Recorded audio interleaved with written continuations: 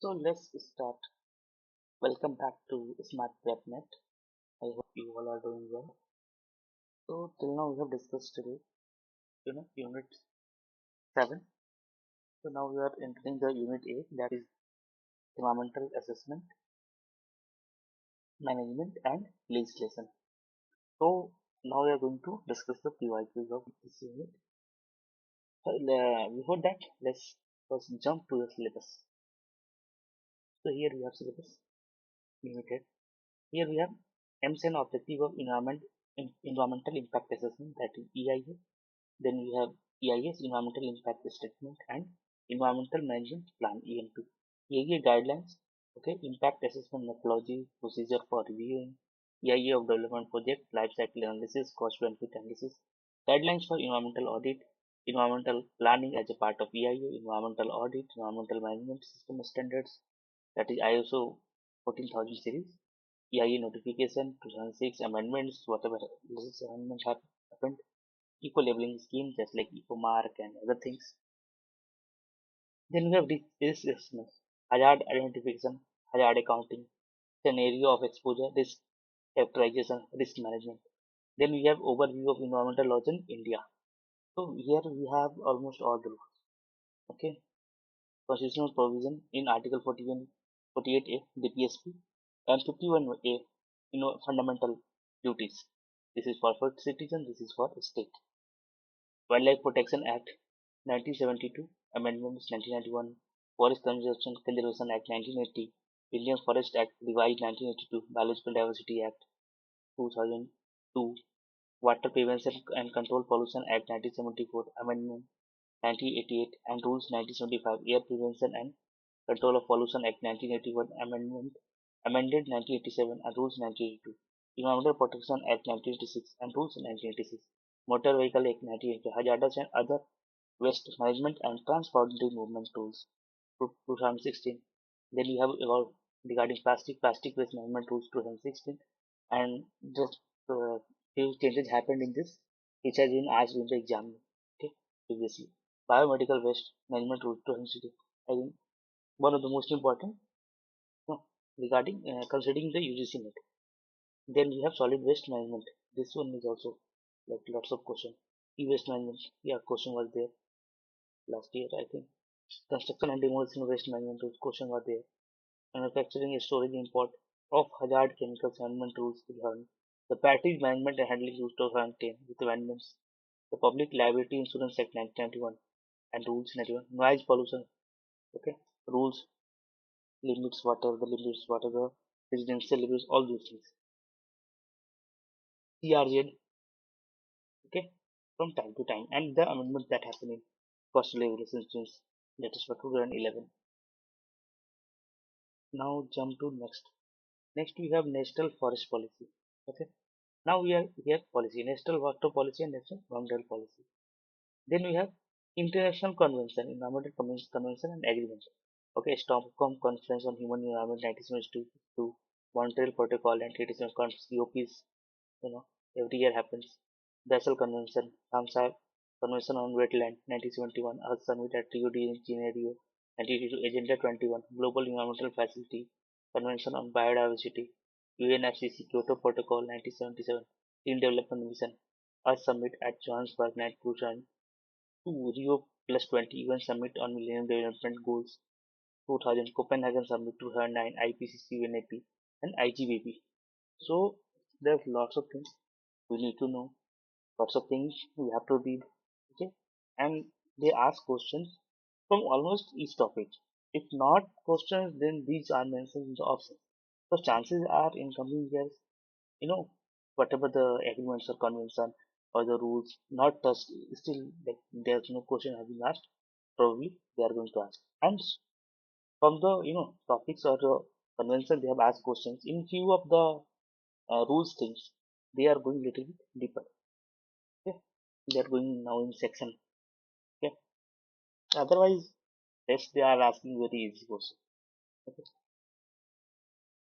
let's move to the question one.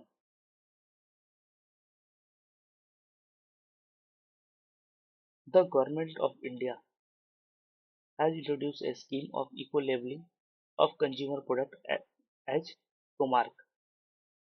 The Government of India has introduced a scheme of eco-labeling of consumer products as Ecomark. Options are: the scheme was introduced in 1906, no. The scheme was introduced in 1980, 1991, yes. Right. ISI was given the mark for this scheme, no. Earth and picture was picture, घड़ा घड़ा मिट्टी का घड़ा, ठीक है, what made the symbol of this scene, बिल्कुल ठीक है, the answer is B and D. और अर्थ एंड पिक्चर का क्यों इस्तेमाल किया? क्योंकि it's like it's a part of our tradition ना, old age tradition, we are using this earth and pot since 1000 years, and this is natural, made from the soil, so that's why. And this scheme was launched by, who launched this scheme? The Ministry of Environment, Forest and Climate Change, the MOEFCC. Okay? And this ISI is related with Bureau of Indian Standard Quality Certification. Okay, not for Ecomark. There are other similar eco-labeling schemes in different countries, like in EU, European Union, it's called eco-label. In Germany, it's called Blue Angel. In USA, it's Energy Star. So different countries, according to their, standards and things, they have, made. And this level, eco level is made is, on covers various products like soap, detergent, paper, paint, food items, lubricant, oil, packaging material, etc. Let's move to the next question. So this is the, symbol Ecomark. Okay, at the and mark certification rules have been notified under, this is one you need to remember, याद रखना कि environment protection act के अंदर ही में है इसके rules. Next, which article of Indian Constitution, recognize the directive principle of state for DPSP for protection of environment and wildlife? The answer is no, not this one. This one because fundamental duties, right to life, fundamental rights. So answer is here 48A. This is DPSP. Okay. Is, and here the, in this the constitution say that the state shall endeavor to protect and improve the environment and to safeguard the forest and wildlife of the country. तो ये state के लिए, तो हमें पता है DPSP binding नहीं होता है कि वी कांट गो एंड से कि इन कोर्ट की ऐसा क्यों नहीं हो रहा है. तो ये क्या है, डीपीएसपी क्या है, ये टॉर्च लाइट की तरह है. ठीक है, जो रूल्स बनाते हैं जो गवर्नमेंट है उसके लिए कि हाँ भाई इसमें मेंशन कर दी ये सब बातें की ध्यान रखनी है, उसको ध्यान में रखते हुए नियम कानून में, but they have to exactly follow दो. ठीक है, तो ये है. और 21 में है, तो 21 में राइट टू लाइफ और पर्सनल लिबर्टी की बात है. उसी में राइट टू लाइफ को ही इंटरप्रेट करके कोर्ट ने डिसीजन दिया था, right to have a clean environment. ठीक है, right to have a clean environment. और 51A(G) क्या है, तो ये फंडामेंटल ड्यूटीज है. फंडामेंटल ड्यूटीज मतलब जो हमें करना है कि every citizen to protect, improve the natural environment, including forest, lake, rivers, and wildlife, and to have compassion for living creatures. तो ये वो है. ठीक है, और आर्टिकल 42 क्या है, तो आर्टिकल 42 ठीक है relates to just and humane condition of work and maternity relief. तो इसका तो इससे बहुत लेना नहीं है ये. तो एक बार कभी क्वेश्चन इसमें पूछते हैं, कभी आर्टिकल 51(H) पे, कभी फंडामेंटल ड्यूटीज पे पूछते हैं, कभी डीपीएसपी पे पूछते हैं. ठीक है, इसमें भी पूछ सकते हैं कि ठीक है क्लीन इन्वायरमेंट किस आर्टिकल में मेंशन है, तो ये आर्टिकल 21 डायरेक्ट मेंशन नहीं है बट इंटरप्रेटेड बाय कोर्ट है. चलते हैं नेक्स्ट, डिटेल्स यहाँ दी है. The biological diversity act 2000 to provide the following provisions, कौन कौन सी प्रोविजंस को प्रोवाइड करता है. ठीक है, बायोलॉजिकल डाइवर्सिटी एक्ट 2002. तो पहला है कि regulation to of access to biodiversity, बिल्कुल सही बात है. Does not allow local communities for using their biological resources, ये गलत बात है. Establishment of state biodiversity board, yes. Equitable sharing benefits of biological resources with local communities, बिल्कुल सही बात. तो बी गलत है, तो बी क्या, तो क्या आंसर है, ए सी बी. ठीक है, तो ये बात हुई थी. तो ये एक्ट ये क्यों किया गया था, तो जो सीवीडी हुई थी ना, CVD, convention on biological diversity, ठीक है, साइन किया है इंडियन गवर्नमेंट ने, ठीक है, रियो अर्थ समिट में 1992 में। तो क्या होता है ना, एक चीज ध्यान रखिए, जैसे कि जितने भी कन्वेंशन होते हैं या फिर जो मीटिंग होती है इंटरनेशनल लेवल की, तो उसमें हम क्या क्या है कि ठीक है, हम वहाँ पे एक क्या बोलते हैं, एक पहले बड़ा स्केलेटन बनता है, स्केलेटन बोले तो कि ठीक है, वहाँ पे एक डिसीजन हम लेते हैं कि ठीक है, हम ये करेंगे क्योंकि हमें इन्वायरमेंट प्रोटेक्ट करना है, हमें अर्थ को प्रोटेक्ट करना है, ठीक है, या फिर ये चीज नुकसान कर रही है तो इसके लिए करेंगे। उसके बाद कुछ कुछ मेजर्स बता देते हैं, हाँ ऐसे कर सकते वैसे, तो हम गए साइन कर दिए, साइन करने के बाद सिग्नेटरी हो गया।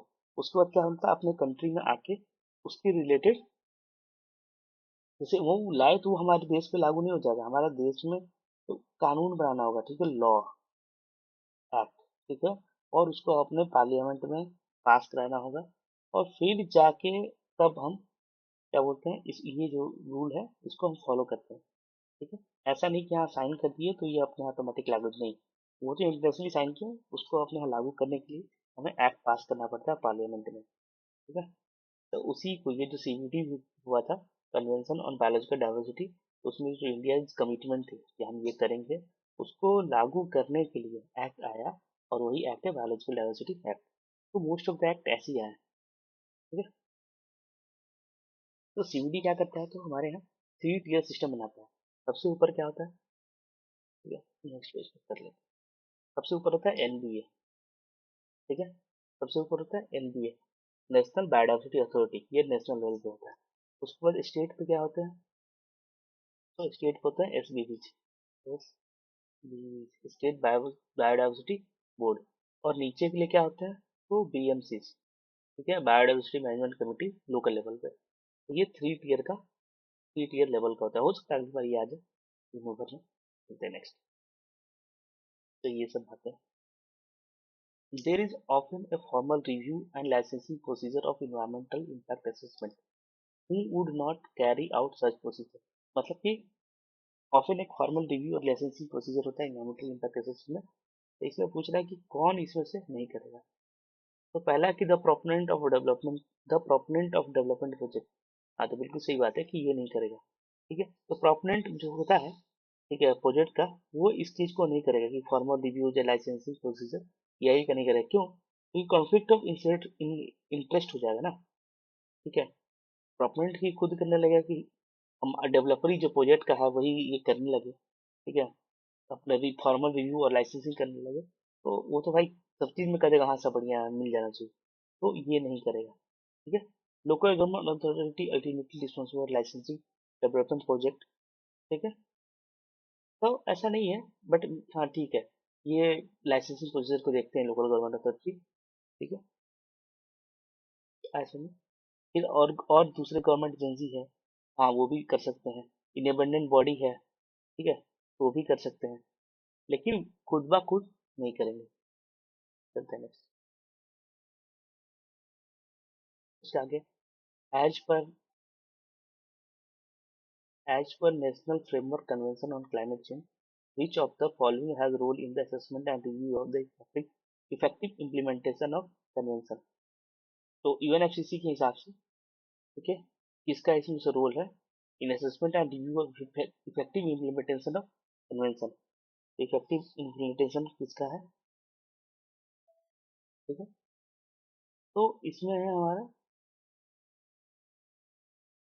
ठीक है, इसमें हमारा सब्सिडरी बॉडी ऑफ इम्प्लीमेंटेशन, ठीक है।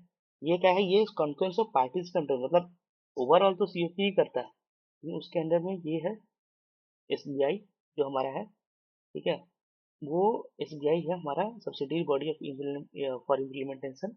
ये क्या करता है, ये इम्प्लीमेंटेशन मैटर में, ठीक है, असिस्ट करता है सीओपी को। तो ये रोल है, ठीक है। और जो एस बी एस टी है, क्या कहता है, साइंटिफिक और टेक्निकल एडवाइस जो बॉडी है, तो उसमें तो पता ही है कि वो तो टेक्निकल और साइंटिफिक और टेक्निकल इनपुट आता है, ठीक है। और सेक्रेटरिएट तो सेक्रेटरिएट है, वो एडमिनिस्ट्रेटिव सपोर्ट के लिए होता है, ठीक है,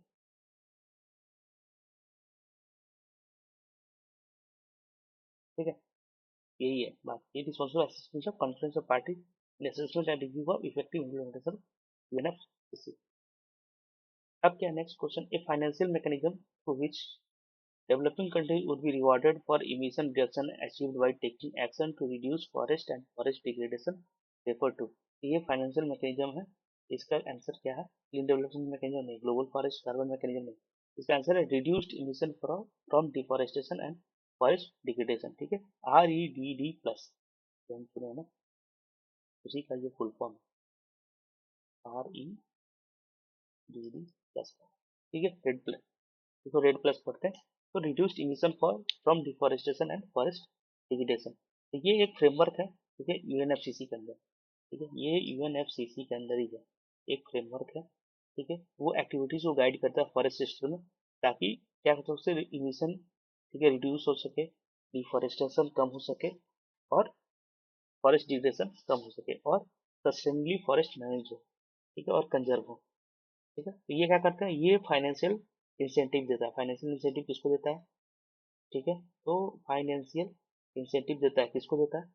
तो ये देता है फाइनेंशियल इंसेंटिव डेवलपिंग कंट्रीज को. ठीक है, ताकि वो अपना इमिशन रिड्यूस कर सकें, ताकि इन्वेस्ट कर सके लो कार्बन पाथ में. ठीक है, CDM क्या है?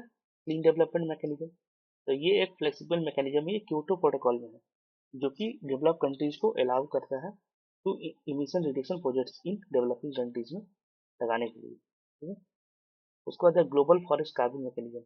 ये तो रिकॉग्नाइज मैकेनिज्म नहीं है यूनिवर्सिटी के अंदर. और इंसेंटिव कंपेटेबल सिलेक्शन मैकेनिज्म, तो ये भी ऐसा, मतलब कोई फाइनेंस मैकेनिज्म नहीं है ये. ठीक है, चलते नेक्स्ट. ये डिटेल से कर लेंगे. इसमें ना बहुत, मतलब इसमें ऐसा क्या है कि बहुत ही सही तरीके से पढ़ना होगा. ठीक है, तो ही आंसर हो पाता है, नहीं तो नहीं हो पाता. अब जैसे ये है कि which section of environmental act 1986 deals with offences by company. तो अब इतना डिटेल में पूछ रहा है कि सेक्शन वाइज पूछ रहा है, तो जो ये एक्ट है, अब उसके पूरे सेक्शन पढ़ने पड़ेंगे तभी तो पता है. लेकिन नहीं, ऐसा नहीं. इस सेक्शन में जो मेजर इन्वायरमेंटल से रिलेटेड है वो पढ़ लेंगे तो काम हो जाएगा. इसमें कौन से आर्टिकल है? आर्टिकल 16 है. ठीक है, आर्टिकल 16 जो है EPA का, इन्वायरमेंटल प्रोटेक्शन एक्ट 1986 का, वो, ठीक है, ऑफेंस बाय कंपनीज को देखता है. ठीक है, इसमें दो चीज होता है, एक तो कंपनी खुद ही गिल्टी है ऑफेंस के लिए, और दूसरा है कि जो इंचार्ज पर्सन है और रिस्पॉन्सिबल था कंपनी में उस कंडक्ट के लिए, उस काम के लिए जिसके कारण की ये समस्या हुई है, उसको भी गिल्टी माना जाता है. ठीक है? आर्टिकल 13 क्या है? तो article 13 deals with power to take samples and procedure for sampling. ठीक है, ये आर्टिकल 14 इसका, EPA का, ये क्या कहता है, इन्वायरमेंटल लेबोरेटरी से रिलेटेड है. और जो आर्टिकल 18 है वो है protection of action taken is good faith by the government official. ठीक है, तो इसमें क्या होता है, इसमें पेनल्टी जाती है. पेनल्टी मतलब हो सकता है 1 लाख रुपए हो. ठीक है, और 5 साल का जेल हो, या दोनों हो जाए. तो यहाँ पे जो जो हमारा EPA है, ठीक है, जो भोपाल गैस स्ट्रेटजी के तुरंत बाद लाया गया था, तो इसमें जो जो ये तो डिफिनेशन हो गया, इसमें जो जो इम्पोर्टेंट सेक्शंस है वो दिए हैं. तो सेक्शन 3 में क्या डिफिनेशन है? सेक्शन 3 में, 2 में डिफिनेशन, 3 में पावर ऑफ सेंट्रल गवर्नमेंट है कि क्या क्या कर सकता है. ये रेगुलेटरी फ्रेमवर्क क्या है, वो फाउंडेशनल सेक्शन. रेगुलेटरी फ्रेमवर्क कहा तो सेक्शन 5 से शुरू होता है. ये पावर टू इशू डायरेक्शन है. फिर rules to regulate environmental pollution है. सेक्शन 7 क्या है, प्रोहिबिट करता है और रिस्ट्रिक्ट करता है इन्वायरमेंट पॉल्यूटेंट्स को. 8 क्या करता है, रेगुलेशन ऑफ हजार्डस सब्सटेंस के बारे में बात करता है. उसके बाद इन्फोर्समेंट मैकेनिज्म किस सेक्शन में? तो सेक्शन 9 में फर्निशिंग इन्फॉर्मेशन टू अथॉरिटीज. ठीक है, सेक्शन के power of entry and inspection. 11 power to safety examples, penalties for contravention, section 15 में है. 16 में ऑफेंसेस बाय कंपनीज. 17 में गवर्नमेंट डिपार्टमेंट. स्पेशल प्रोविजन क्या, सेक्शन 19. ठीक है, कॉग्निजेंस ऑफ ऑफेंस है. ठीक है, और इफेक्ट ऑफ अदर लॉ है. और भी है, देख लेंगे, एक नजर देख लेंगे. ठीक है, और डिटेल में अगर क्या पता कुछ और पूछ दे. Which article of the Constitution of India state that it shall be duty of every citizen, ठीक है, टू प्रोटेक्ट, मतलब कि नेचुरल एनवायरनमेंट को प्रोटेक्ट करना और लिविंग चीजेस के प्रति कंपैशन. तो थोड़ी देर पहले ही पढ़े थे हम, क्या 51A. ठीक है, तो ये आता है फंडामेंटल ड्यूटीज के अंदर. चलते हैं next. Which among the following is the first major environmental protection act to be promulgated in India? पहला इन्वायरमेंटल प्रोटेक्शन एक्ट था, इसमें से कौन था पहली बार आया था, ठीक है, सबसे पहले कौन आया, इसमें सवाल पूछा सबसे पहले कौन आया। इसमें बायोलॉजिकल डाइवर्सिटी एक्ट, तो बायोलॉजिकल डाइवर्सिटी एक्ट कब आता है हमारा, अभी हम पढ़े थे थोड़ी देर पहले, तो 2002 में। इन्वायरमेंटल प्रोटेक्शन कब आता है, तो ये तो याद ही हो गया होगा 1986 में। ठीक है, फॉरेस्ट कंजर्वेशन एक्ट कब आता है, तो ये आता है 1980 में। वाइल्ड लाइफ प्रोटेक्शन एक्ट कब आता है, ये 1972 में आता है। इसी के अंडर में प्रोजेक्ट टाइगर और ये सब आते हैं। ठीक है, तो ये पहला मेजर इन्वायरमेंटल लेजिस्लेशन था, Indian wild life protection act 1972 में। और ये वाइल्ड एनिमल्स, बर्ड, प्लांट्स और स्टैब्लिश फ्रेमवर्क मतलब protected area like national park, ये सब इसके अंडर में बना। ठीक है, तो इसमें आंसर क्या होगा, ये वाले। बाद में इसी को अरेंज करने के लिए आता है कि कौन पहला है कौन बाद में, मतलब ये तो बहुत पहले के हैं, रिसेंट ईयर्स में। तो ये सब ऐसी तरह से यही सब मतलब 10-15 जो रूल्स हैं हमारे, एक्ट्स हैं, उसी को आगे पीछे करके ये पूछते रहते हैं कौन पहले आया कौन बाद में आया, या फिर इसको अरेंज कीजिए कि सबसे बाद में कौन आया, फिर दे देंगे 5 उसमें बोलेंगे नहीं तो सबसे पहले कौन आया फिर उसके बाद कौन आया, इस तरह के सवाल आते हैं और थोड़ी डिटेल्स भी आते हैं, ऐसा नहीं है कि इतने हैं। ठीक है, चलते हैं।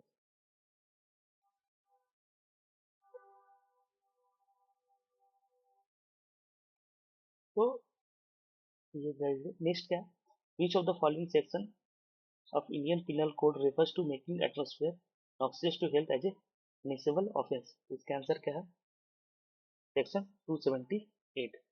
ठीक है, आईपीसी था, अब तो बीएनएस हो गया, भारत न्याय संहिता हो गया। तो आईपीसी सेक्शन 278 में ये मेंशन है। ठीक है, चलते हैं next।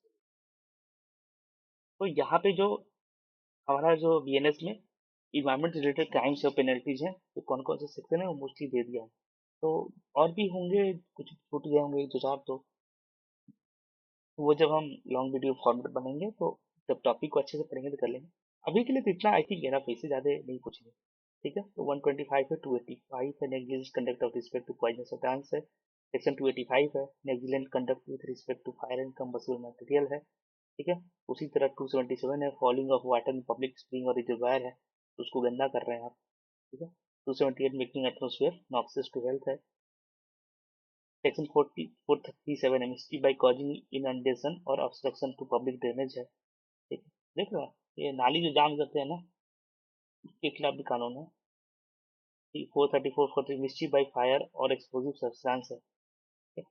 तो इस तरह से है, बहुत सारे रूल्स है जो मतलब अगर आप रूल्स पढ़ो ना, तो आपको लगेगा कि अरे यार, और अगर आप रोड पे चलो लगेगा कि रूल्स जितना फॉलो नहीं हो रहा उससे ज्यादा टूट रहे हैं रूल्स, खुद नगर पालिका म्यूनसिपैलिटीज वो तक रूल्स तोड़ रहे हैं।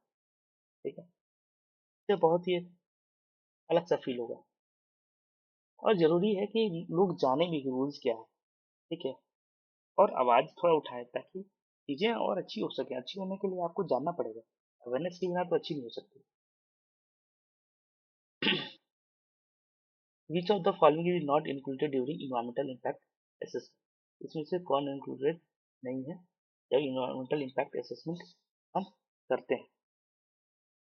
ठीक है, ये detail assessment of plan project and selected alternative compare to the baseline condition, ये तो हम करते ही करते हैं। ठीक है, qualitative description measuring higher medium and lower low impact. ठीक है, तो ये नहीं करते। क्वांटिटेटिव डिस्क्रिप्शन करते हैं, हाँ। All data collection analysis develop plan well structured and concise documents, बिल्कुल। तो दूसरा नहीं करता। ठीक है, क्वांटिटेटिव होता है, क्वालिटेटिव नहीं करते हैं। बट जो मॉडर्न एआई आ रहा है ना, मॉडर्न जो लेटेस्ट, तो उसमें अब क्वालिटेटिव ही करने लगे हैं। बट ये जो ट्रेडिशनल एआई कॉन्सेप्ट है उसमें ये सब नहीं करते। ठीक है, जिसमें क्वांटिटेटिव करते हैं, डेटा कलेक्शन करते हैं, डिटेल एसेसमेंट करते हैं, बट क्वालिटेटिव हम डिस्क्रिप्शन नहीं करते हैं हायर मीडियम और लोअर लो इम्पैक्ट का। चलते हैं, विच of the following is correctly match pair, कौन सा इसमें से करेक्टली मैच पेयर है। तो पहला क्या है, बायोडाइवर्सिटी कंजर्वेशन। तो बायोडाइवर्सिटी कंजर्वेशन, तो ये क्या है, ये कहाँ पे हुआ था। ठीक है, बायोडाइवर्सिटी कंजर्वेशन, ये बेसल कन्वेंशन है नहीं, तो बेसल कन्वेंशन किस चीज से होता है? तो बेसल कन्वेंशन डील करता है हजार्डस वेस्ट से, ठीक है, बिटवीन नेशंस, ना कि बायोडाइवर्सिटी कंजर्वेशन। मॉन्ट्रियल प्रोटोकॉल है, तो मॉन्ट्रियल प्रोटोकॉल किस चीज से डील करता है, अगर आई होप कि पढ़े होंगे, तो वो करता है ओजोन डिप्लीटिंग सब्सटेंस से, ना कि ग्रीन हाउस गैसेस से। क्लाइमेट चेंज किसे करता है, कोटल प्रोटोकॉल से। ये सही answer. Ground water policy Ramsar site किसे करता है, वेटलैंड से करता है, ना कि ग्राउंड वाटर। ये भी गलत, ये भी गलत, ये भी गलत। तो यहाँ पे ये डिटेल्स चलते हैं next. EIA is usually required, EIA चाहिए, ठीक है, फॉर ए डेवलपमेंट प्रोजेक्ट। कब कब चाहिए, ठीक है, तो limited impact are expected in, नहीं लिमिटेड है तो क्यों चाहिए भाई, ये तो नहीं करना है। There are potential of trans border effect, बिल्कुल, दूसरे नेशन में भी हो सकता है, तो बिल्कुल यही चाहिए। Many people are likely to be affected by project, हाँ बिल्कुल, बहुत ज्यादा लोग अफेक्टेड करना ही चाहिए। नो क्यूमुलेटिव इम्पैक्ट एक्सपेक्टेड, क्यों क्यों करेंगे, जब क्यूमुलेटिव इम्पैक्ट एक्सपेक्ट नहीं कर रहे हैं तो फिर यही करने का मतलब नहीं है। There are protected areas in the project area of influence, बिल्कुल, प्रोटेक्टेड एरिया है तो उसमें क्या डैमेज है, मतलब मिनिमल डैमेज भी अगर आ रहा है तो भी करना है। आंसर क्या होगा, बी सी, बी सी, ठीक है। तो ये तो बहुत ही मतलब कॉमन सेंस से भी किया जा सकता था इसको हल सवाल, ठीक है। चलते हैं नेक्स्ट। ये life cycle assessment of product includes, इसमें से कौन कौन सा होता है लाइफ साइकिल असेसमेंट में? तो रॉ मटेरियल एक्सट्रैक्शन, बिल्कुल, प्रोडक्ट मैन्युफैक्चरिंग, बिल्कुल, रीमैन्युफैक्चरिंग, बिल्कुल, पैकेजिंग डिस्ट्रीब्यूशन, बिल्कुल, प्रोडक्ट का डिस्ट्रीब्यूशन का ध्यान रखते, बिल्कुल। लाइफ साइकिल मतलब क्रेडल टू क्रेब, आया वो प्रोडक्ट और आके दुनिया से चला गया वो प्रोडक्ट, वो सारा स्टेप इंक्लूडेड होता है, इसलिए लास्ट ऑप्शन सही है,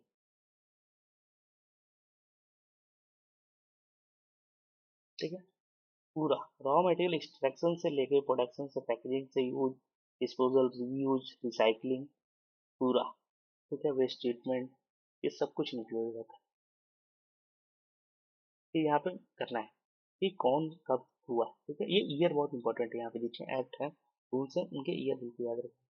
तो डिजास्टर मैनेजमेंट एक्ट कब आया था, 2005 में, जब सुनामी आई ना, उसके नेक्स्ट ईयर हम लेके आए डिजास्टर मैनेजमेंट एक्ट को, ठीक है। तो उसमें बहुत सारी चीजें हम तय किया गया, ये होगा, ये फॉलो करेंगे, ये चेन ऑफ कमांड होगा। तो ए का थ्री, ए का थ्री कौन सा, अच्छा ये तो आंसर ही आ गया, कोई बात नहीं। क्योटो प्रोटोकॉल कब आया था, वो 1987 में, जापान में। मॉन्ट्रियल प्रोटोकॉल कब आया था, 1987 में। और national action on climate change, इसमें 2008 में, इसमें 8 मिशन आए थे, ठीक है, वो स्पेशली मेंशन है ये यूनिट 10 में, तो वहां पे हम इसको देखेंगे, इससे रिलेटेड जो और भी डिटेल में सवाल आए हैं वो, ठीक है। चलते हैं नेक्स्ट।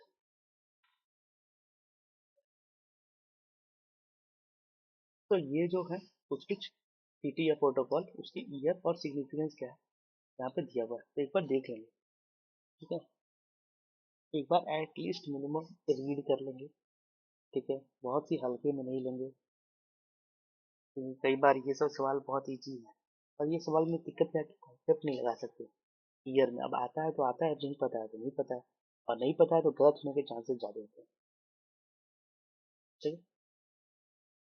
उसके बाद क्या, in an idealised environmental impact assessment process determining the need for EIA by regulation operating in the country at time of assessment for the project that may have significant impact are covered in the list of year, मतलब सीधा rule book वाला ही है कि rule book क्या बोलता है, ठीक है। तो उसमें कहाँ पे हम करते हैं ये काम, कि डिटरमाइन करते हैं कि EIA की जरूरत है कि नहीं, ठीक है, तो वो करते हैं स्क्रीनिंग में, ठीक है। स्क्रीनिंग फर्स्ट EIA प्रोसेस होता है जहाँ पे डिटरमाइन करते हैं प्रोजेक्ट में चाहिए कि नहीं EIA, ठीक है। ये चेक करते हैं कि प्रोजेक्ट फॉल करता है कि नहीं, कि कैटेगरी, उन कैटेगरी में कि जहाँ पे मैंडेटरी असेसमेंट करना है, इवैल्यूएशन करना है, ठीक है। इसमें स्क्रीनिंग में बहुत सारी चीज देखते हैं, प्रोडक्ट टाइप क्या है, स्किल क्या है, लोकल सेंसिटिविटी क्या है, लोकेशन की सेंसिटिविटी क्या है, पोटेंशियल इम्पैक्ट क्या होगा, ठीक है, रेगुलेटरी रिक्वायरमेंट क्या है, तो ये सब चीजें देखते हैं, ठीक है ना, वही बातें हैं। Which of the following are part of life cycle assessment of a product, कौन से इसमें से लाइफ साइकिल असेसमेंट प्रोडक्ट के पार्ट है, ठीक है। तो रॉ मटेरियल है, अभी देखे थे, था ना? हाँ। प्रोडक्ट मैन्युफैक्चरिंग था, हाँ। पैकेजिंग डिस्ट्रीब्यूशन अभी हम देखे थे, था। डिस्पोजल ऑफ द प्रोडक्ट बिल्कुल था। प्रोडक्ट यूज था, था। तो कौन सा था? सब थे। ठीक। लाइफ साइकिल में सब आएंगे क्योंकि सब कुछ उसमें इंक्लूडेड है। ठीक। और लाइफ साइकिल किसके द्वारा गवर्न किया जाता है? ठीक है। तो वो इंटरनेशनल स्टैंडर्ड ISO 14040 और ISO 14044 इनके द्वारा गवर्न किया जाता है। ठीक है। Which of the following is not used for elimination of the non-feasible set of alternative in multi-attribute decision making? ठीक है, इसमें से कौन सा चीज यूज नहीं करता एलिमेंट को, लेकिन not non feasible set of alternative in multi attribute decision making अगर हम कर रहे हैं, मल्टी एट्रीब्यूट डिसीजन मेकिंग कर रहे हैं, तो कौन सा इसमें से यूज नहीं करता एलिमिनेशन के लिए? ठीक है। तो कंप्रोमाइज प्रोग्रामिंग, हाँ यही नहीं करता। ठीक है। तो कंप्रोमाइज प्रोग्रामिंग क्या है? एलिमिनेशन टेक्निक की है, सिलेक्शन मेथड है। ठीक है।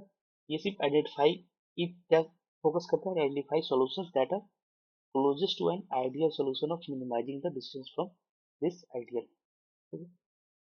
कंजक्टिव स्कीमिंग क्या होता है? तो ये मिनिमम एक्सेप्टेबल थ्रेशोल्ड वैल्यूज को फॉर ईच एट्रीब्यूट को स्टेब्लिश करता है। ठीक है। उसके बाद compensatory scheming, they allow strong performance on some attributes to compensate for the weak performance on other। ठीक है।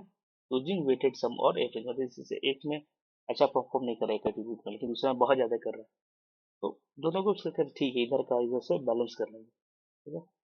लेक्सिकोग्राफी स्कीम, लेक्सिकोग्राफी रैंक करता है एट्रीब्यूट को by importance and eliminate alternative based on the most important attribute. ठीक है। तो ये बात है। ये तो इसमें कॉम्प्रोमाइज प्रोग्रामिंग है। ठीक है। कि ये क्या है? सिलेक्शन मेथड है, ये एलिमिनेशन टेक्निक, बाकी सारे हैं।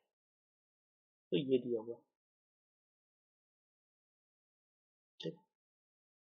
एज पर biological diversity act 2023 the farmer variety, ये अमेंडमेंट जो हुआ है 2023 में, तो फार्मर वैरायटी इसमें मीन्स क्या है? कौन सा वैरायटी? फार्मर वैरायटी मतलब कौन सा वैरायटी? तो फार्मर वैरायटी मतलब has originated and persisted under cultivation और was specifically used for the purpose of cultivation. तो ये नहीं है। was developed, grown and exchanged informally among farmers, has been traditionally cultivated and evolved by the farmers in their field। तो ये सही है। Is a wild relative or land race of a variety about which the farmers possess the common name। ये सही है। Was grown by ancient farmers and their successors। ऐसा नहीं। तो कौन सा? C और D हो गया।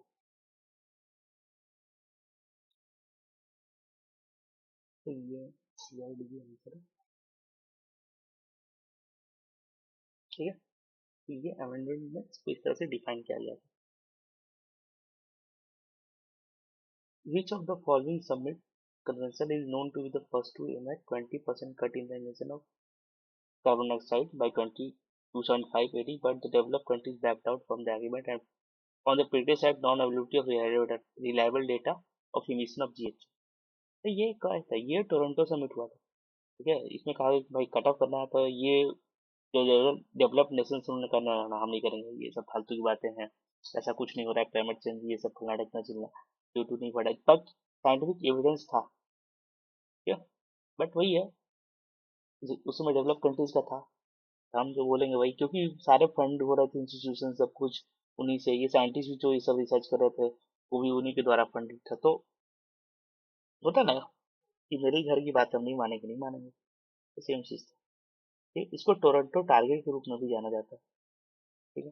बाद में फिर रियो समिट हुआ, और फिर वियना कन्वेंशन, ठीक है, ओजोन से रिलेटेड हुआ हुआ था, उसके बाद ये हुआ था, फिर जाकर रियो समिट में थोड़ा बहुत माने की, ठीक है, कि हाँ ऐसा होता है, बट वो उसमें बाइंडिंग नहीं हुआ कुछ। ठीक है। तो ये सब चीज करते करते लास्ट में क्योटो प्रोटोकॉल आया 1997 में। ठीक है। लगभग 9 साल बाद तब उन्होंने कहा हाँ ठीक है, बात तो सही है। उसके बाद फिर निगोशिएशन चलते रहा, फिर पेरिस एग्रीमेंट हुआ, उसमें से ट्रम्प ने बोला हम वापस नहीं है। तो यही चल रहा है अभी। ठीक है। इसमें क्या है कि पूरी दुनिया एक साथ नहीं आएगी तो नहीं संभव हो सकता है। क्योंकि हमारे यहाँ एमिशन घटा ले, बाकी सब यहाँ एमिशन एकदम मस्त हो रहा है, तो कोई मतलब नहीं है ना। तो वही सब बातें।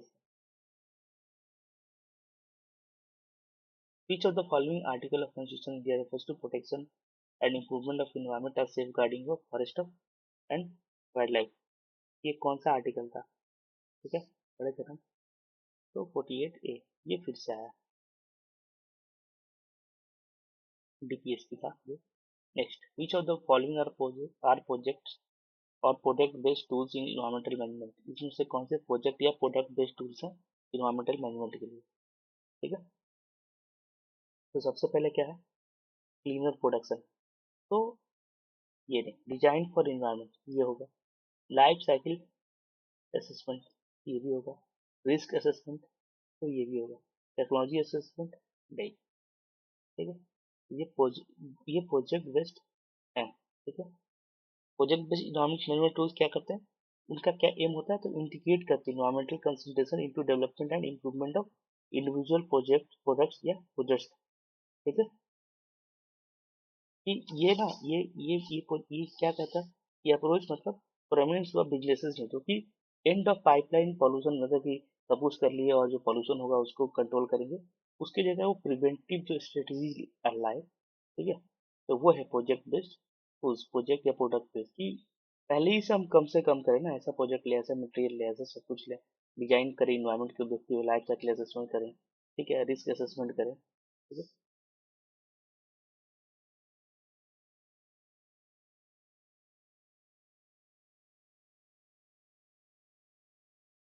यहाँ पे ये होगा, चलते हैं नेक्स्ट। उसके बाद है अप्रैल 2016, तो यूएन जनरल, ये तो ऐसे यूनिट 10 का है, बट ठीक है यहाँ पे है। UN general assembly has proclaimed the UN decade of dash from 2016 to 2025। तो इसको कौन सा डिक्रेट किसको बोला गया था, ये था एक्शन ऑन न्यूट्रिशन। ठीक है, एफएओ और डब्ल्यूएचओ के बीच का था,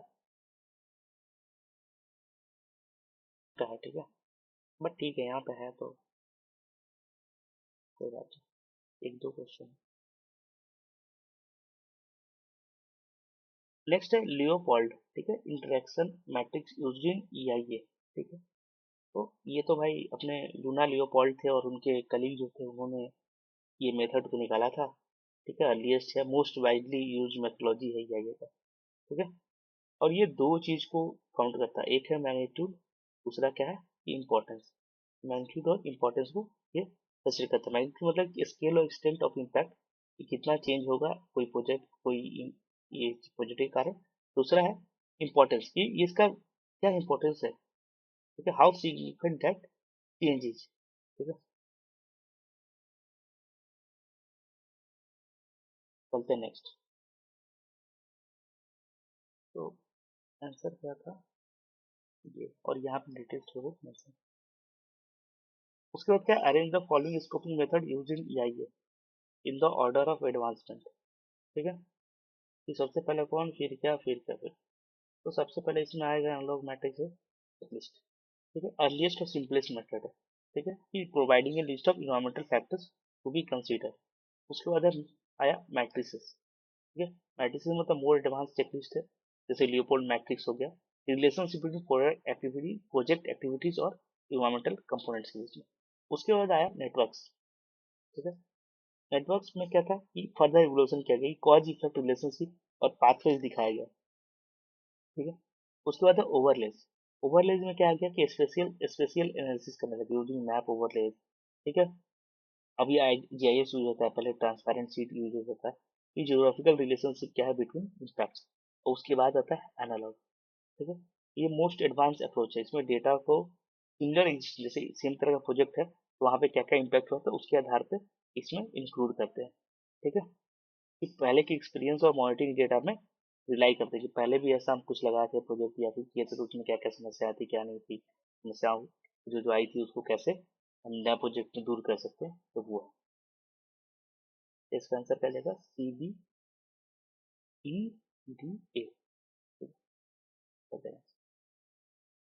तो ये दिया हुआ है। उसके आगे which of the following are listed as main objective of Convention on Biological Diversity 1993। Main objective क्या क्या था, तो कंजर्वेशन ऑफ बायोलॉजिकल डाइवर्सिटी बिल्कुल। दूसरा था establishing more predictable condition for access to genetic resources, fair and equitable sharing of benefits arising out of utilisation of genetic resources, बिल्कुल sharing की बात की गई थी। उसके बाद protecting biological diversity from potential risk posed by living modified organisms resulting from modern technology नहीं। Sustainable use of component of biological diversity, तो यस। ठीक है, तो इसमें क्या आंसर हो जाएगा, AC। ठीक, तो सस्टेनेबल यूज की बात हुई थी। ठीक है, जो हमारा ये पार्ट है ना, स्टेब्लिशिंग मोर प्रेडिक्टेबल कंडीशन और जेनेटिक रिसोर्स, तो ये क्या मैकेनिज्म है। ठीक है, ये मोस्टली एक ना की प्राइमरी ऑब्जेक्टिव है। ठीक है, और ये जो protect biological diversity for potential risk of living modified reasons, ये हमारा कार्टेजिना प्रोटोकॉल का है। ठीक है, ये सप्लीमेंट्री एग्रीमेंट है CBD का। ठीक है, ओरिजिनल ऑब्जेक्टिव नहीं है। ठीक है, CBD में कौन कौन से प्रोटोकॉल है ये जान लेते हैं। तो एक है नगोया। ठीक है, नगोया प्रोटोकॉल्स। तो नगोया प्रोटोकॉल्स मतलब कि हाँ ये नियम कानून फॉलो करना। तो ये तो 2010 में था, इसने फोकस किया इस पे एक्सेस और बेनिफिट शेयरिंग पे। ठीक है, इसी में जो कार्टेजिना है ये भी इसी का प्रोटोकॉल है CBD का। ठीक है, ये 2000 में आया था। ये क्या है, biosafety concern related living modified organisms. ठीक है, उसके बाद स्ट्रेटेजिक प्लान फॉर बायोडाइवर्सिटी चला। ठीक है, जिसमें कि IC टारगेट्स थे। ठीक है, वो भी इसके अंदर ही CBD के अंदर ही था, कन्वेंशन ऑफ बायोलॉजिकल डाइवर्सिटी। तो ये टारगेट हमने लिया था 2011 से 2020 तक का। ठीक है, IC टारगेट्स। उसके बाद हमने क्या किया कि 2020 के बाद हमने लिया है ग्लोबल बायोडाइवर्सिटी फ्रेमवर्क। ठीक है, जो कि हमने 2022 में अडॉप्ट किया। ठीक है, मॉन्ट्रियल में जो CBD हुआ, जैसे इनका अलग CBD होता है। ठीक है, इनका भी COP होता है। जैसे यूएनएफ जैसे UNFCCC है ना, क्लाइमेट चेंज का, तो उनका अपना कॉप चल रहा है, कॉन्फ्रेंस ऑफ पार्टी, और CBD का अपना कॉप चल रहा था, COP 15 जो हुआ था मॉन्ट्रियल में। ठीक है, यहाँ पे 2022 में यहाँ पे इन्होंने नया लिया था फ्रेमवर्क, ऑडिट किया था बायोडाइवर्सिटी फ्रेमवर्क। ठीक है, post 2020 global biodiversity framework adopt. चलते हैं नेक्स्ट। तो ये यहाँ पे आंसर इसका प्रोपोर्शनल है। चलते हैं नेक्स्ट। तो नेक्स्ट है 27, the recently enacted wild life protection amendment act 2022। जो अमेंडमेंट किया गया है जो वाइल्ड लाइफ प्रोटेक्शन एक्ट में, वो किस कन्वेंशन के अलाइन, मतलब किस कन्वेंशन से अलाइन करके किया गया है। ठीक है, तो वो CBD है नहीं। ठीक है, इसके लिए बायोलॉजिकल डाइवर्सिटी एक्ट है ना हमारा, तो वो तो नहीं है। साइट्स, तो बिल्कुल सही बात, साइट्स पे ये convention on international trade in endangered species and wild life fauna and flora, इसके लिए एक कैटेगरी बनाई गई कि साइट्स में जो फ्लोरा एंड फौना लिस्टेड रहेंगे उसके लिए कैटेगरी फोर कर दी। पहले इसमें हमारे वाइल्ड लाइफ प्रोटेक्शन एक्ट में 6 होते थे, अब उसकी जगह 4 हो गए। ठीक है,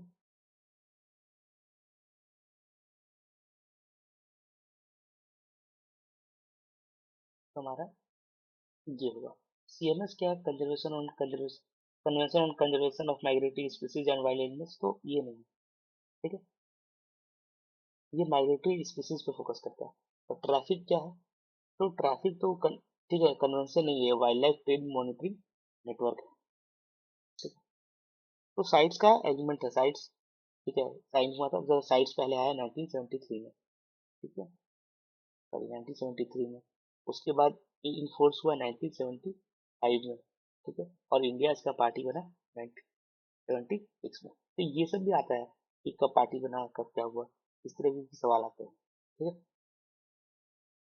चलते next.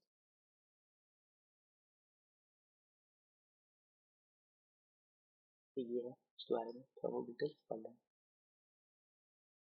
Each of the waste management, ठीक है, अब waste management special provision for management of solid waste hilly areas under solid waste rule system. ठीक है, तो क्या क्या इसमें था, तो 70 landslide will be in the plain area on the hill top ना, Sanitary landfill site will be in the plain area used to valley ना, ठीक है। Land sanitary landfill site will be with in 25 kilometre down the हिल।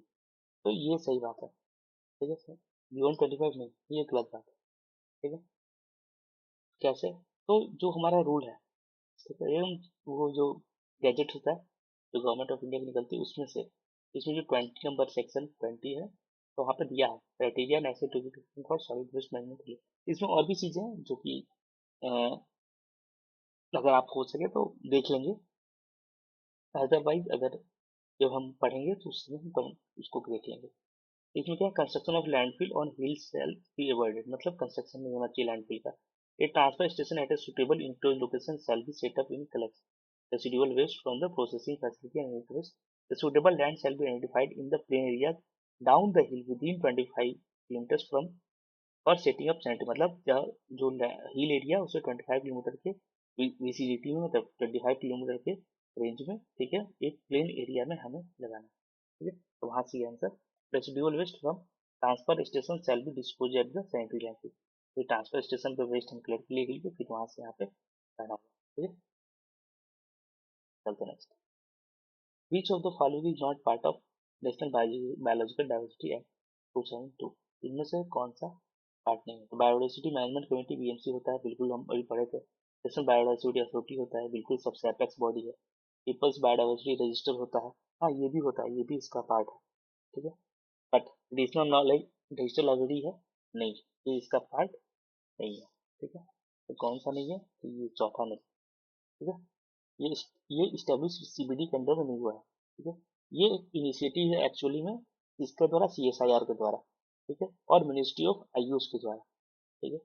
ये एक बनाया गया था traditional knowledge digital library, ताकि हम मिसयूज जो है अपने जो ट्रेडिशनल नॉलेज का है उसका मिसयूज को हम, या फिर उसका मिस अप्रोप्रिएशन को हम रोक सकें, ठीक है, या फिर बायो पायरेसी को, या फिर इन अप्रोप्रिएट मतलब डॉक्यूमेंटेशन हो जाए जिसका मर्जी जो कर दे, तो उसको, ये एक स्टैंडर्ड डॉक्यूमेंटेशन हो, ठीक है, हमारे ट्रेडिशनल नॉलेज का उसके लिए, ठीक है। और जो बीएमसी है ये तो पता है पंचायत लेवल पे, लोकल लेवल पे होता है। ये अपेक्स बॉडी है नेशनल बायोलॉजिकल डाइवर्सिटी एक्ट के अंदर, ठीक है, एनबीए, ठीक है। और पीपल्स बायोडाइवर्सिटी रजिस्टर की जो बात है, तो वो तो डॉक्यूमेंटेशन होता है ना लोकल बायोलॉजिकल रिसोर्सेज का और ट्रेडिशनल नॉलेज का, ठीक है, जो कि बीएमसी मेंटेन करती है। और ये डिजिटल लाइब्रेरी बिल्कुल अलग है। चलते हैं, ठीक है। तो आईयू स्टेट इंस्टीट्यूट है, ये नहीं है इसके part. Which of the following is a portal maintained by Ministry of Environment, Forest and Climate Change to automate the process of environmental clearance, bringing down the overall time taken in grant of clearance as per the provision of environmental impact assessment? तो क्या, अंतरा नहीं, चिंतन नहीं, दिशा नहीं, परिवेश, ये परिवेश है, ठीक है। Proactive responsive facilities facilitation by interactive virtuous and environmental single window hub, इसका फुल फॉर्म है proactive and responsive facility by interactive virtuous and environmental single window hub. I don't see full form कभी पूछेंगे but फिर भी, ठीक है। ये launch हुआ था 2018 में, ये पूछ सकते हैं, या फिर अरेंज आ सकता है, कौन पहले आया था कौन बाद में आया, ठीक है। यहाँ पे इन्वायरमेंटल क्लियरेंस है, clearance forest clearance, CRZ clearance, wild life clearance, सब के लिए ये पोर्टल है, ठीक है। चलते हैं।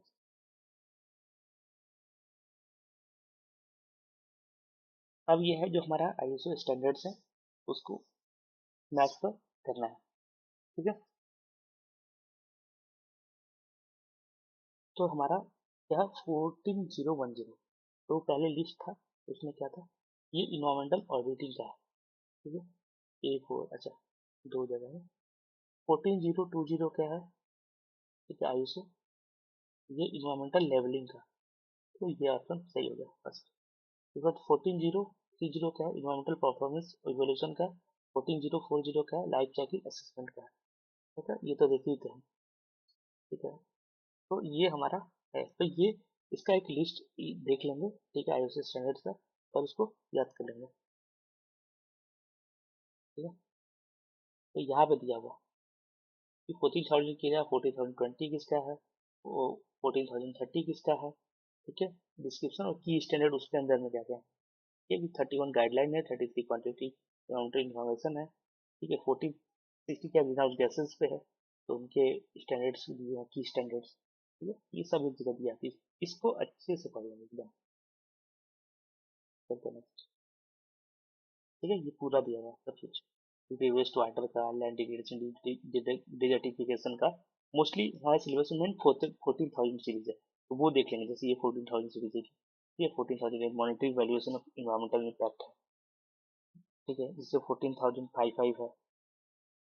बट बाकी भी देख लेंगे भाई, दूसरे एग्जाम में आ सकता है, या और कहीं भी आ सकता है, ठीक है। Which of the following step refers to process to determine detailed comprehensive term of reference? ठीक है, term of reference की बात कर रहा है।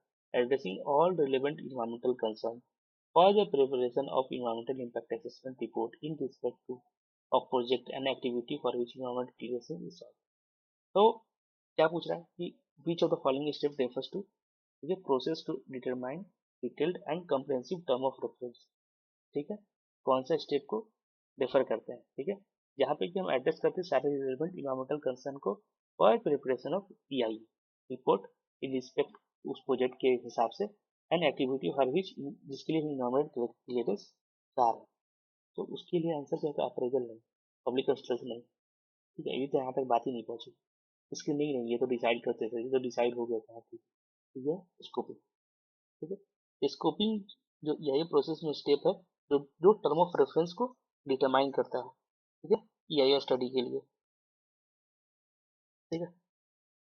स्कोपिंग में क्या होता है, प्रोजेक्ट प्रोपोनेंट जो है वो सबमिट करता है कि प्री फिजिबिलिटी रिपोर्ट और प्रपोज टर्म ऑफ रेफरेंस, उसके बाद एक्सपर्ट अप्रेजल कमेटी रिव्यू करता है, फाइनलाइज करता है टर्म ऑफ रेफरेंस, फिर साइट स्पेसिफिक इशू को आइडेंटिफाई किया जाता है इन्वेस्टिगेशन के लिए, ठीक है, बाउंड्रीज को स्टडी किया जाता है, की इन्वायरमेंटल कंसेप्ट को आइडेंटिफाई किया जाता है, ठीक है। इसकी लिंक तो हो गया कि प्रोजेक्ट लगेगा कि नहीं, वो डिसाइड करते हैं। पब्लिक कंसल्टेंसी तो काफी बाद में होता है, स्टेक होल्डर लेवल पे, ठीक है। अप्रेजल मतलब है detail scrutiny of the final या ये रिपोर्ट टाइप्स पर, जब बन जाएगा रिपोर्ट तब का, ठीक है। ईओआर कितने दिनों फाइनलाइज होना चाहिए, 60 डेज में, एप्लीकेशन रिसीव होने के 60 डेज में, ठीक है। Next, arrange the following policy related to environmental in chronological order, ठीक है, from first to last latest. अब इसमें आके कौन पहले है कौन बाद में है, तो लेकिन इस तरह का सवाल आते हैं। तो नेशनल पहला क्या है, forest policy, sorry agriculture policy, national agriculture policy, ये कब आया था, 2000 में, ठीक है। National clean air programme, clean air programme हमारा कब आया था, 2019 में। National environmental policy, national environmental policy कब आया था, तो पहले हम पढ़े थे 2006 में। फॉरेस्ट पॉलिसी भी हम पढ़े थे, कब आया था फॉरेस्ट पॉलिसी, तो 1988 में। वाटर पॉलिसी कब आया था, तो 1987 में, ठीक है, ये रिवाइज हुए हैं 2000, ठीक है।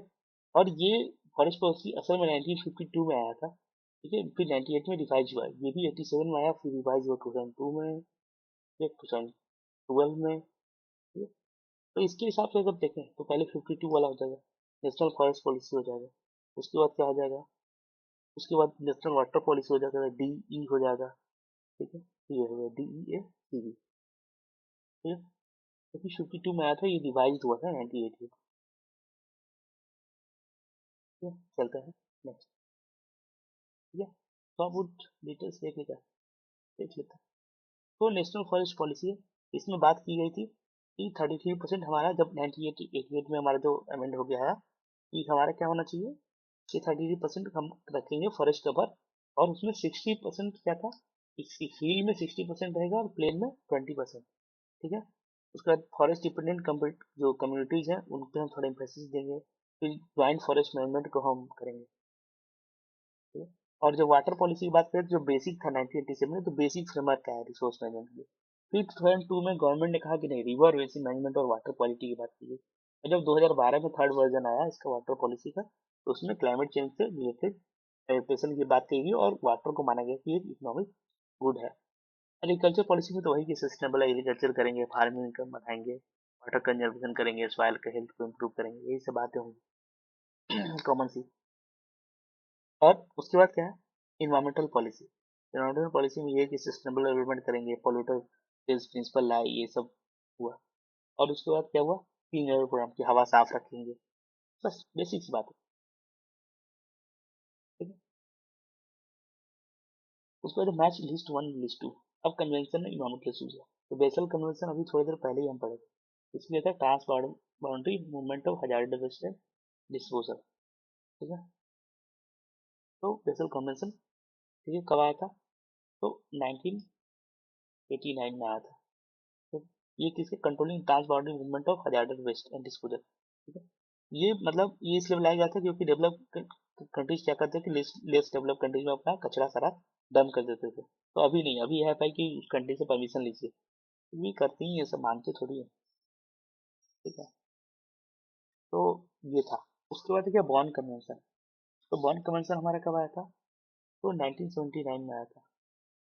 और ये किस लिए आया था, तो ये कंजर्वेशन ऑफ माइग्रेटरी स्पीसीज के लिए आया था, ठीक है। ये अडॉप्ट किया था 1979। उसके बाद है स्टॉकहोम कन्वेंशन। ये कब अडॉप्ट किया था, 2001 में, ठीक है। ये किस लिए था, कि ये पीओपीज के लिए था, पर्सिस्टेंट ऑर्गेनिक पॉल्यूटेंट से रिलेटेड, ठीक है, कि ह्यूमन हेल्थ को प्रोटेक्ट करेंगे और इन सब चीजों से थोड़ा बाहर निकलेंगे। उसका था वियना कन्वेंशन। तो वियना कन्वेंशन किस लिए था, ओजोन लेयर के प्रोटेक्शन के लिए। ये कब अडॉप्ट किए थे, 1985 में। तो ये भी याद रखेंगे क्योंकि ऐसे भी सवाल आ सकते हैं, कौन पहले आया कौन बाद में आया। ये डीडीटी वाला जो मामला था वो सब यहीं पे था, पीओपीज में, ठीक है, कि वो बेचारे पीओपी जैसे पॉल्यूटेंट्स है, ऑर्गेनिक पॉल्यूटेंट, जो कि इन्वायरमेंट से जल्दी जाते ही नहीं, तो उसके रिलेटेड था, ठीक है।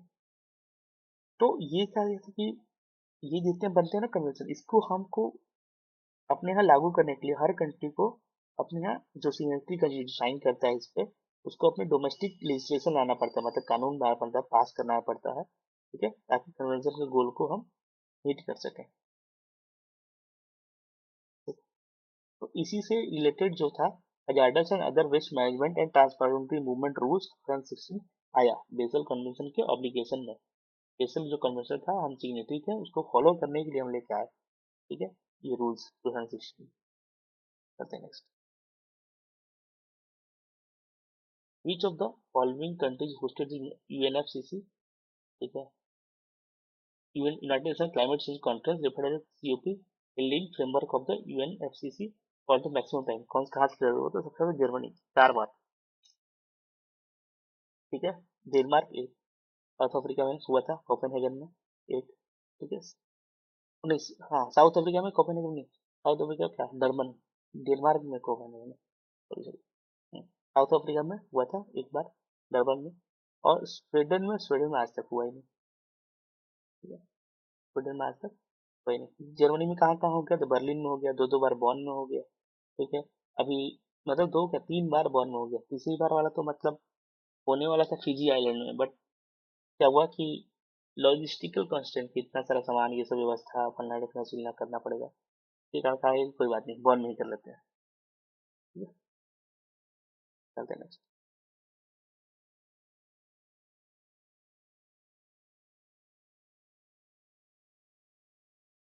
Arrange the following steps in order of education of environmental impact. अच्छा पहले क्या होता है, फिर क्या होता है, फिर क्या, ठीक है? तो सबसे पहले एनालिसिस होता है, बिल्कुल होता है, ठीक है। फर्स्ट स्टेप है कि एनालाइज करें पोटेंशियल इन्वायरमेंटल इम्पैक्ट का, जो प्रोपोज्ड प्रोजेक्ट है उसका।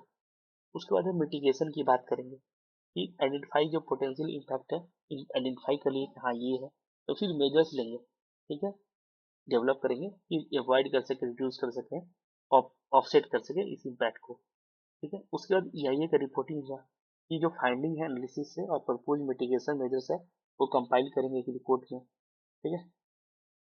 उसके बाद क्या होगा, ADC, अच्छा ये सही है, उसके बाद उसका रिव्यू करेंगे, ठीक है, तो रिव्यू होगा एक्सपर्ट्स के द्वारा, रेगुलेटरीज के द्वारा, ठीक है, स्टेक होल्डर्स के द्वारा, और उसके बाद सबसे लास्ट में डिसीजन मेकिंग होता है, कि हाँ कि ना, ठीक है, या फिर हाँ विद सम चेंजेस, ठीक है। चलते हैं next। तो वही बात है यहाँ पे, which of the following protocols are linked to convention on biological diversity, ठीक है, बायोलॉजिकल डाइवर्सिटी में हम क्या क्या पढ़े थे? ठीक है, तो हम कार्टिजेना पढ़े थे, कार्टिजेना पढ़े थे ना, जैसे कार्टिजेना अभी थोड़ी देर पहले डिस्कस किए। कार्टिजेना प्रोटोकॉल हम पढ़े कि किस लिए था, तो किसी से डील करता है, बायो सेफ्टी से डील करता है, जेनेटिकली मॉडिफाइड से। किगाली होगा नहीं, किगाली पढ़े थे नहीं। तो उसका क्या पढ़े थे? नगोया, नगोया पढ़े थे, किसी से था? तो इक्विटेबल बेनिफिट शेयरिंग से। ठीक है, रोटरडम हम पढ़े थे नहीं। उसके अलावा हम, तो कौन सा था? ए और C. Even red plus add plus तो नहीं, ये तो पैसे की बात थी, फाइनेंशियल देंगे भाई, अगर अपना डिफोरेस्टेशन कम करेंगे, फॉरेस्ट डिग्रेडेशन कम करेंगे डेवलपिंग कंट्रीज में, इमिशन कम होगा, तो उसके लिए हम पैसा देंगे आपको अपनी तरफ से। ठीक है, किगाली का अमेंडमेंट क्या है? मॉन्ट्रियल प्रोटोकॉल से, ठीक है, अमेंडमेंट है मॉन्ट्रियल प्रोटोकॉल में। ठीक है, जो कि किससे रिलेटेड था? कि डाउन फेज डाउन करने के लिए, किसको? हाइड्रोफ्लोरोकार्बन से। और रोटरडम क्या है? तो रोटरडम, रोटरडम जो कन्वेंशन था, वो एक इंटरनेशनल ट्रीटी है, वो किसी से रिलेटेड है? वो हजार्डेड केमिकल्स और पेस्टिसाइड से रिलेटेड है। चलते हैं, तो आंसर है ए और C. Which of the following categories of projects necessarily have to carry out EIA? करना ही पड़ेगा। Studies along with the public hearing as per MOEFCC convert. किस किस कैटेगरी करना पड़ेगा? तो पहले जानते हैं, कैटेगरी ए होता है और बी होता है। बी में दो होता है, B1 B2। ठीक है, तो ए होते हैं सबसे लार्ज स्केल के, तो इनको तो करना ही करना है। तो कैटेगरी ए तो सही है, मतलब ए जहाँ सही है वहीं गलत है। बी करना है, हाँ तो बी करना है, तो बी में दो होते हैं, एक होते हैं B1 प्रोजेक्ट्स जो कि बड़े होते हैं, और एक होते हैं B2 प्रोजेक्ट्स, ठीक है, जिसका कि मिनिमल इन्वायरमेंटल इम्पैक्ट होगा, इसको एग्जेम्प्टेड कर देते हैं, तो ये नहीं होगा, तो सी होगा। ए और सी कहाँ पे? हाँ, तो सही आंसर होगा। ठीक है, इसमें दो होते हैं, ए होता है, बी होता है। ए को तो मैंडेटरी है, इसमें जो प्रोजेक्ट्स आ गए, ठीक है, सबको करना है। ठीक है, इसमें न्यूक्लियर पावर प्लांट है, मेजर पोर्ट्स है, लार्ज केमिकल मैन्युफैक्चरिंग यूनिट्स है, इनका तो होना ही होना। ठीक है, उसके बाद बी है, तो बी में दो है, एक B1 B2। तो B2 क्या है? B1 प्रोजेक्ट क्या है? तो मीडियम स्केल प्रोजेक्ट है, लेकिन उनको भी यही चाहिए, क्यों? क्योंकि उसमें भी मतलब दिक्कत हो सकता है, और उनको अप्रेजल अप्रेजल कहाँ से चाहिए? स्टेट एक्सपर्ट अप्रेजल कमेटी से। और ए वाले को किससे चाहिए? तो expert appraisal committee central level पे है, इसमें जैसे थर्मल पावर प्लांट हो गए, ये सब इंक्लूड है। B2 क्या होगा? जिसमें मिनिमम इम्पैक्ट पड़ता है, इसके लिए हमें कुछ नहीं चाहिए।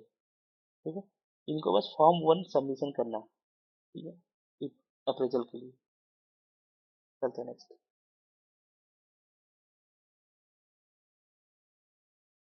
अब है पीपल्स बायोडाइवर्सिटी रजिस्टर एज पर biological diversity act 2002 is one of the main function.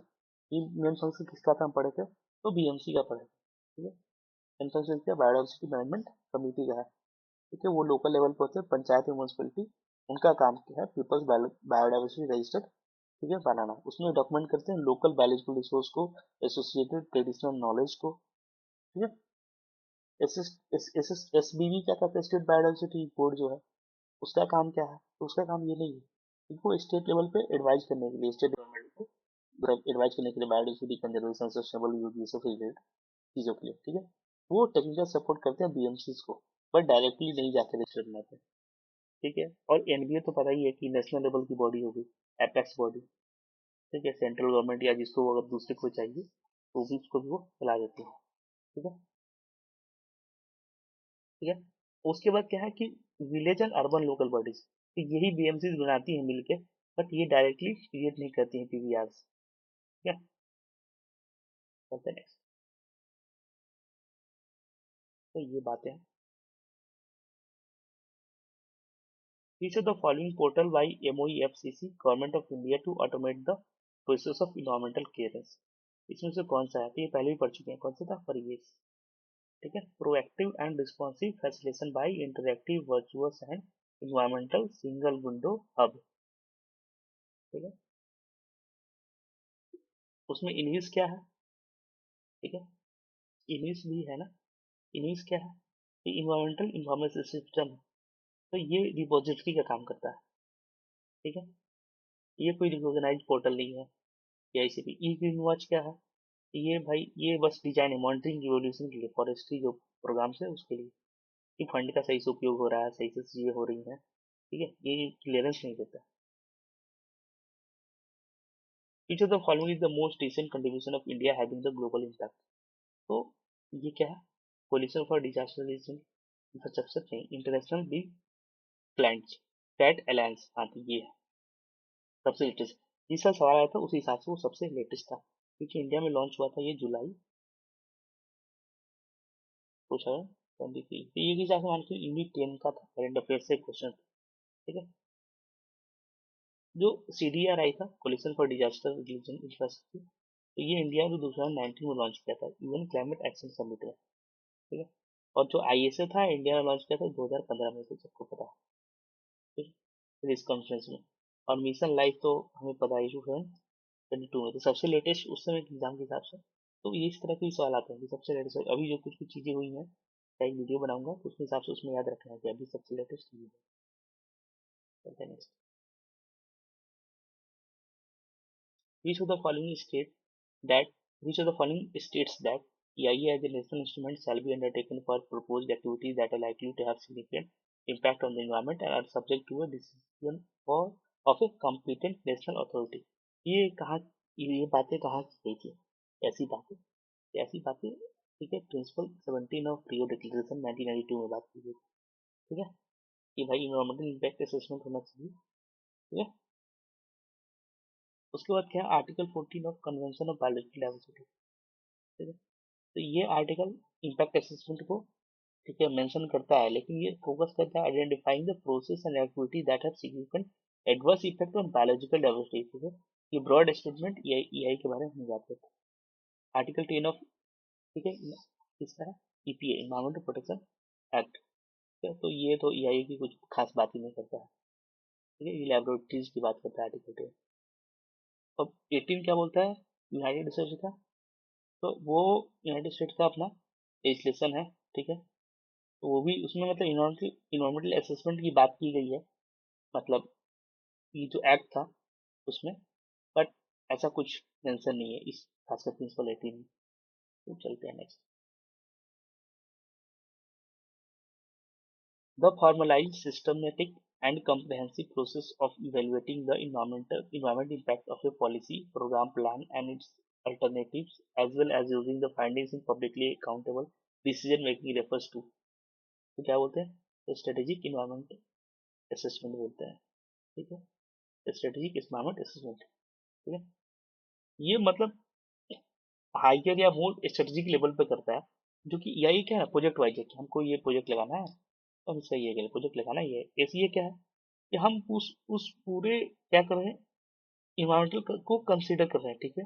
मतलब इसमें क्या करते हैं हम, कि हम जो प्लानिंग कर रहे हैं, प्रोजेक्ट लेवल असेसमेंट कर रहे हैं, वो सब कुछ कि हाउ कैन यू, उसमें how can you minimise the environmental impact of, ठीक है, मतलब कि बेस्ट, जैसे कि ये जैसे इस तरह के प्रोजेक्ट हैं, अगर सपोज कि कुल होगा, तो उसमें हमारा बेस्ट स्ट्रेटेजिक ऑप्शन क्या होगा, इस सेक्टर को या फिर उस रीजन को अगर आप डेवलप करने के लिए डेवलप करेंगे, तो जैसे इन्वायरमेंटल, कैसे इन्वायरमेंटली सस्टेनेबल रहेगा, वो होता है SEA है।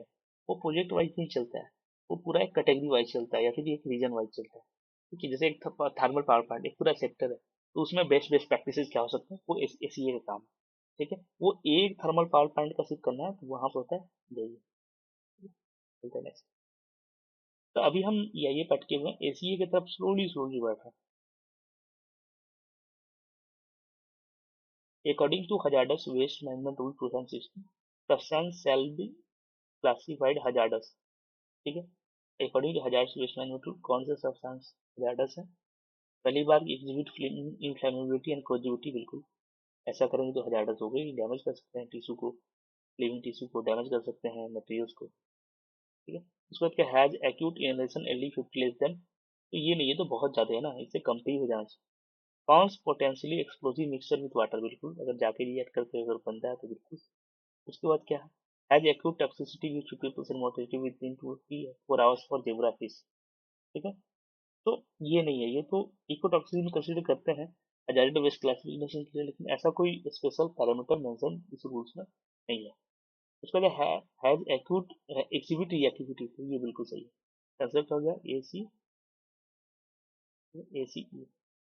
चलते हैं next। यहाँ देख लेंगे डिटेल्स का। As per EIA notification 2006, which of the following projects or activities is are categorized as category A? Category में क्या हम पढ़े थे? तो न्यूक्लियर पावर प्लांट होगा, बिल्कुल होगा। ठीक है। Cement power plant less than 1 million ton, तो ये नहीं होगा। ठीक है। 1 मिलियन टन अगर पर एनम से उससे ज्यादा का प्रोडक्शन है तब उसको वो कैटेगरी ए में आएगा, तो ये नहीं होगा। रेयन रायन फाइबर्स मैन्युफैक्चरिंग, तो ये आएगा क्यों? क्योंकि इसको जो मैन्युफैक्चरिंग में जो होता है ना, बहुत तरह के केमिकल्स यूज होते हैं, जैसे कार्बन डाइसल्फाइड होता है और हैजार्डस वेस्ट निकलते हैं, इसीलिए इसको ए में रखा गया। चाहे कितना भी छोटा प्रोडक्शन कैपेसिटी क्यों ना हो, आपको ए में ही कर लेना पड़ेगा, कि रिस्क ज्यादा है, वो भी देखना है। ठीक है। और इसमें साइज के हिसाब से दिया है कि रिस्क कम है, इसलिए साइज पे दिया गया। उसके बाद common municipal solid waste management facility, तो ये तो बिल्कुल नहीं है। इसका आंसर क्या हो जाएगा? ए और C। चलते हैं next. Under the construction and demolition waste management rules, ठीक है, segregation and approval of waste management plan for local authority is mandatory for waste generator who generate at least कितना जनरेट करेंगे? तो 300 टन। अगर, ठीक है, हर महीने में आपका प्रोजेक्ट 300 टन से ज्यादा का वो प्रोजेक्ट है और पर मंथ में उससे ज्यादा का अगर आपको वेस्ट जनरेट करते हैं, कंस्ट्रक्शन और डिमोलिशन वेस्ट, तो आपको अप्रूवल लेना, एक segregation approval of waste management plan local authority से मैंडेटरी लेना पड़ेगा। ठीक है। चलते हैं। यहाँ पे मैच करना है कि कौन कौन सा सीओपी कहाँ हुआ। तो कॉप 26, तो ये हुआ था ग्लासगो में। 27, तो ये हुआ था शर्मल शेख में। 28, तो सबको पता है दुबई में हुआ था। और लेटेस्ट 29 बाकू में। ठीक है। 2024 में। ठीक है।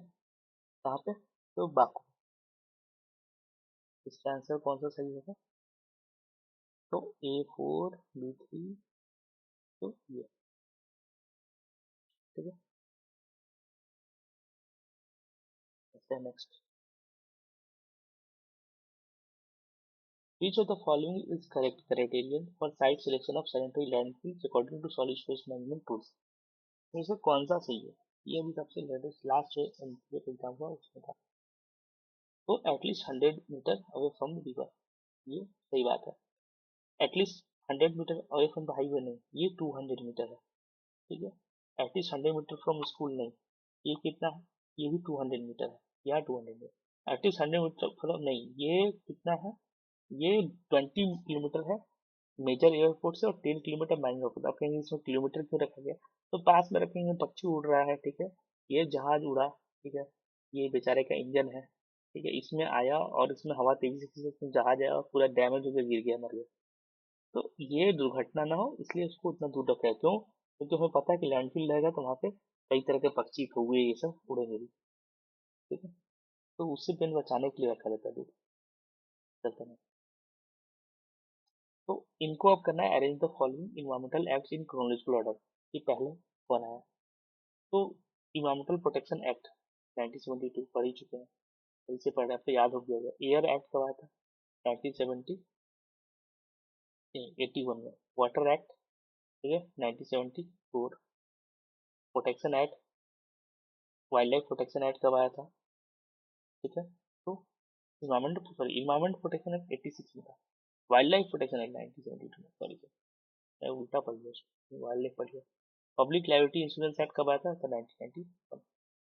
तो इसमें से पहले कौन आएगा? तो वाइल्ड लाइफ प्रोटेक्शन एक्ट आएगा। उसके बाद कौन आएगा? तो वाटर एक्ट आएगा। ठीक है। उसके बाद कौन आएगा? एयर एक्ट आएगा। उसके बाद इन्वायरमेंटल प्रोटेक्शन एक्ट आएगा, और सबसे लास्ट में पब्लिक लाइबिलिटी इंश्योरेंस। ठीक है। तो DCB AE। ठीक है। तो पब्लिक लाइबिलिटी इंश्योरेंस एक्ट उसमें क्या था ना, उसमें इनाक्ट किया था कि इमीडिएट रिलीफ मिले विक्टिम को अगर कोई एक्सीडेंट है जिसमें हजार सब्सटेंस यूज हुआ, उसके लिए। और EPA तो आया था वो भोपाल गैस ट्रेजेडी के बाद। ठीक है। तो ये which of the following component of life cycle analysis is the flow of material quantified? In which component of life cycle analysis is the, अच्छा, किस component of life cycle analysis के flow of the material, ठीक है, quantify किया जाता है कि कितना रहेगा? वो है वेस्ट माइनिंग नहीं, इम्पैक्ट एनालिसिस नहीं, इन्वेंट्री एनालिसिस, ठीक है। तो लाइफ साइकिल मेथोडोलॉजी में असेस करते हैं environmental impact associated with all stage of products life, मतलब बनने से लेके डिस्पोजल रिसाइकलिंग तक। इसमें इन्वेंटल एनालिसिस का फेज आता है जहाँ पे कंप्रेहेंसिव लिस्ट बनता है रिसोर्सेज का इनपुट और environmental output associated with the product का, ठीक है। और इसमें कौन कौन से स्टैंडर्ड यूज होते हैं फिर से याद रखेंगे, कौन कौन सा ISO है। तो 14040 और 14044, ठीक है। LCA स्टडीज के लिए ये इंटरनेशनल स्टैंडर्ड प्रोवाइड करते हैं। चलते हैं next. I think done. Yes, thank you. अगर आप यहाँ पहुँच गए तो थैंक यू, ठीक है। We have discussed around 50 questions, ठीक है, from this unit PY course. तो इसे एक आइडिया लग गया होगा सिलेबस शुरू में डिस्कस किया उससे मिला के और इसे मिला के कि किस तरह के सवाल इस यूनिट से आते हैं, ठीक है। तो उसके अकॉर्डिंगली हमें पढ़ाई करना, उसके अकॉर्डिंगली हमें फोकस करना है, ठीक है। नेक्स्ट हम यूनिट 9 को करेंगे, ठीक है, जो हमारा स्टैटिस्टिक्स का पोर्शन है, तो उसका हम पीवाई कोर्स डिस्कस करेंगे, ठीक। तो तब तक के लिए पढ़ते रहें और जो PDFs हैं इनके, तो अगर आप टेलीग्राम पर जाके सेम सर्च करेंगे स्मार्ट प्रेप नेट, तो ये मिल जाएगा चैनल और वहाँ आप ज्वाइन कर लें, ठीक है। वहाँ पे और भी रिलेवेंट इन्फॉर्मेशन बहुत जल्द शुरू की जाएगी डालना, और न्यूज़पेपर पे कुछ कुछ जो करंट अफेयर्स है वो सब। तो ये वेबसाइट है, तो इस पे जाएँ, यहाँ पे जो PDF है इसकी शेयर की जाएगी, ठीक है, टाइम टू टाइम शेयर कर दी जाती है, ठीक है। एंड वहाँ पे अगर आपके पास कुछ सवाल है, कुछ है, तो वहाँ पे आप पूछ सकते हैं। आई थिंक ऑप्शन है शायद पूछने का, या फिर देखता हूँ मैं कुछ करता हूँ अगर वैसा कुछ चाहिए इनपुट। कभी कभार पर्सनल जो कुछ समस्याएं हैं regarding, totally regarding educational purpose, ठीक है। फिलहाल क्योंकि एग्जाम नजदीक है तो कोई और बात है कभी बात वो कर सकते हैं, ठीक है। तो आप बेटर है कि यहाँ तक पहुँचे, अगर चीज़ें अच्छी लग रही है तो बस एक ही रिक्वेस्ट है कि वीडियोस को लाइक करें, ठीक है, चैनल को सब्सक्राइब करें, शेयर करें अपने दोस्तों के साथ और नीचे कमेंट करें, ठीक है, अच्छा बुरा भला वट एवर, ठीक है। बस एब्यूजिव ना हो, ठीक है, इस चीज़ का बस ध्यान रखें। और मुझे नहीं लगता कि आप ऐसा करेंगे आप लोग, ठीक है। चल सकते ख्याल रखें, पढ़ाई करते रहें, ठीक है। अभी डेट भी बढ़ गई है नेट एग्जाम की, फॉर्म एप्लीकेशन की शायद 12 तक है, तो जो लोग नहीं भरे अभी तक मौका है भर लें, ठीक है। चलते हैं, बाय, ठीक है, मिलते हैं नेक्स्ट वीडियो में जल्दी।